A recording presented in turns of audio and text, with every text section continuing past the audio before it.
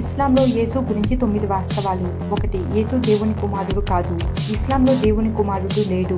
అయినప్పటికీ యేసు ఇప్పటికీ ఒక ముఖ్యమైన వ్యక్తి. ఆయనను గొప్ప ప్రవక్తలలో ఒకరిగా గౌరవిస్తారు. యేసు అబ్రహాం, నోహ్, దావీదు మరియు మోషే వంటి ప్రవక్తల శ్రేణిలో భాగం. మహమ్మద్ చివరి ప్రవక్త. 2. యేసు అద్భుతంగా జన్మించాడు. క్రైస్తవ మతంలో యేసు జోసెఫ్ మరియు మరియాలకు జన్మించాడు. ఆయన అసలు తండ్రి దేవుడు. కానీ ఇస్లాంలో యేసేపు లేడు. దైవిక తండ్రి లేడు. ఖురాన్ ప్రకారం యేసు కన్య మరియాకు జన్మించాడు. ఈ అద్భుతం ఆయన దైవత్వానికి సంకేతం కాదు, కానీ ఆయనను దేవుని దూతగా ఎన్నుకున్నారు. ఆదాము గర్భం దాల్చకుండా సృష్టించబడినట్లే ఇస్లాంలో మొదటి మానవుడైన ఆదాము కూడా ఒక ప్రవక్త.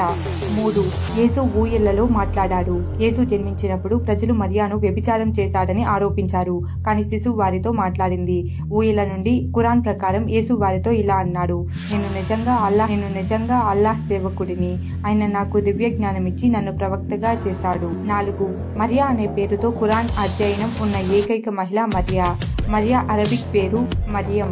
ఆమె అధ్యాయం యేసు యొక్క అద్భుతమైన జననాన్ని వివరిస్తుంది.